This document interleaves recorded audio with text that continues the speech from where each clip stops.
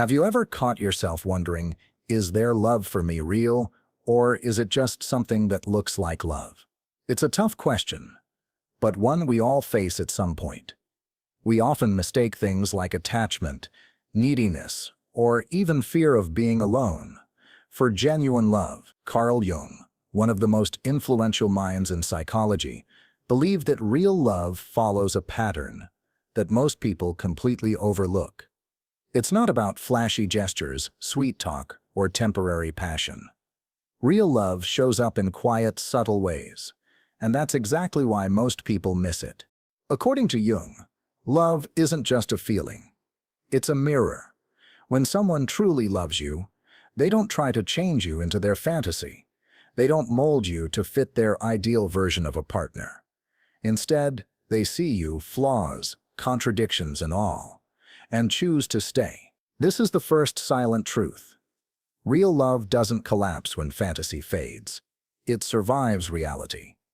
Most relationships fall apart when illusions dissolve. But if someone is still there after the illusion is gone, that's your first sign of something real. Think back to the people who left when you stopped being agreeable, easy, or convenient. Now compare them to those rare few who stood by you even at your worst. Jung wouldn't say that's luck. He'd say that's the psychology of love. Immature love looks for someone to complete them, to fill emotional voids. But mature love comes from someone who has faced their own darkness and still chooses to walk beside you. They don't need you to fix them. They want to grow with you. So how do you recognize this kind of love? Watch how they respond when things go silent. Do they listen more than they speak? Do they choose patience when they could have chosen control? Real love doesn't shout, it whispers. It lives in the quiet spaces, the space someone gives you to breathe, to grow, to change. It doesn't chain you in the name of care. It lets you expand. Most people can't handle this because clinging to fantasy is easier than facing reality. But that's why true love transforms. It takes courage, not comfort. The question to ask yourself isn't do they love me, but rather, how does their love change me? If their love helps you become more honest, more alive, and more whole, then you've found something incredibly rare. Real love doesn't ask you to shrink, it calls you to rise. If you believe in the power of real conscious love, type "love is a mirror" in the comments. What does love look like when it's not wrapped in butterflies and excitement? Jung believed that real love begins when the thrill fades and the masks come off. Most relationships start with infatuation, a burst of emotion so powerful it clouds our perception. But what happens after that emotional high? That's where the truth begins to surface. The real test of love isn't how brightly it burns at the start, but whether it continues to show up when things get ordinary, difficult, or messy. Love that lasts doesn't need a spotlight. It lives in consistency, not intensity. When someone genuinely loves you, their actions match their words, even when no one is watching.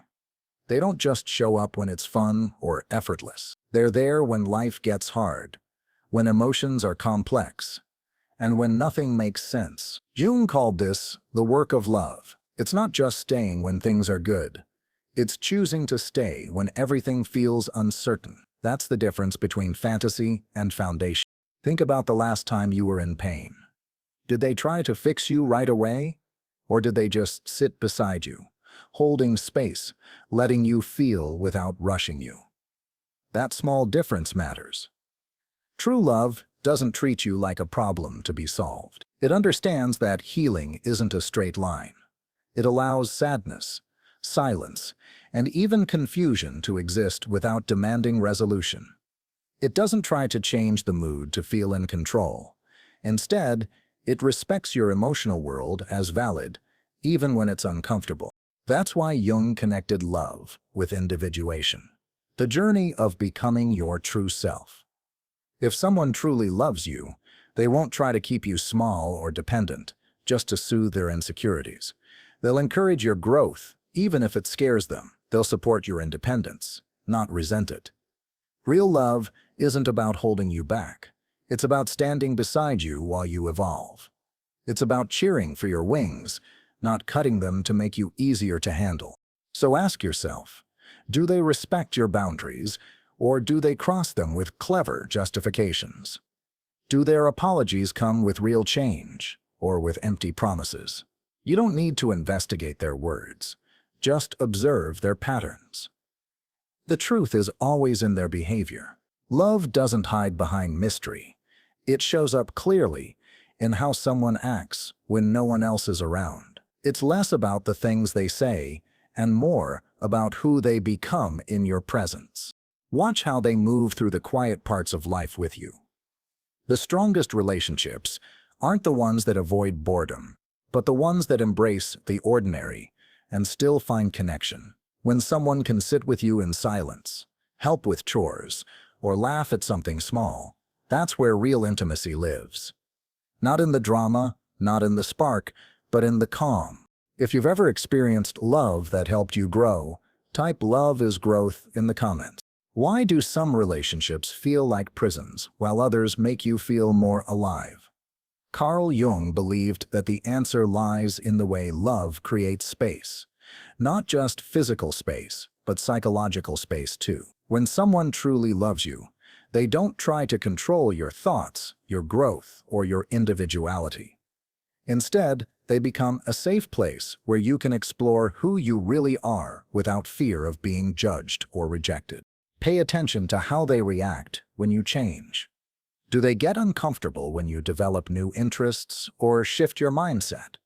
Or do they remain curious, even if they don't fully understand your transformation? Real love doesn't fear change. It embraces it. Most people panic when their partner grows, because it threatens their sense of comfort. But authentic love knows that change is not a betrayal. It's a part of being human. There's a hidden test in every relationship. What happens when you disagree? In toxic love, disagreements turn into battles for power. One person must win, the other must submit. But in healthy love, disagreements become opportunities to understand each other better. Instead of saying, "You're wrong," they ask, "Help me understand." That one shift in language shows emotional maturity, and it reveals whether they see you as a partner or a project. Jung warned about the shadow side of closeness. Even love can become a weapon if we use it to control. That's why the healthiest couples maintain a delicate balance, close enough to feel connected, but with enough space to breathe. They each have their own hobbies, their own friendships, and time apart. Ironically, this space doesn't weaken the relationship. It strengthens it. It allows both people to remain whole rather than becoming dependent or lost in each other. The real measure of love isn't how someone treats you when everything is going well.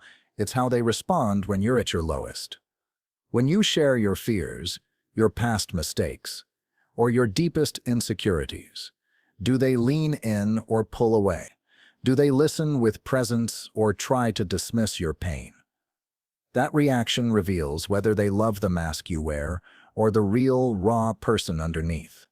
Real love doesn't flinch at your darkness. It holds it gently. And what happens when love becomes ordinary? Most relationships fall apart here. People mistake the end of excitement for the end of love. But Jung believed that true love begins after the fantasy fades. It lives in the everyday quiet car rides, casual dinners, small routines. The way they pause their phone when you talk. The way they remember your favorite snack. These small acts of attention mean more than dramatic declarations, because love, at its core, is present. So how do you know when it's real? Not by what they say, but by what remains when the words fade. Jung said the deepest kind of love lives in the unconscious, in the habits, the instincts, the unspoken moments. Do they celebrate your wins without envy? Do they support you without needing praise? Do they remember the details that matter to you? These are the signs. Real love doesn't need to impress. It simply shows up. In the end, love is not possession. It's not performance. It's not about who's right or who's winning. Love is about witnessing, seeing someone fully, accepting them, and allowing that seeing to change you both. The final question is simple. After spending time with this person, do you feel more like yourself or less? That answer tells you everything you need to know. If you believe that real love should set you free, type "Love is freedom" in the comments. Share this with someone who needs to hear it, and don't forget to subscribe for more deep, soulful guidance.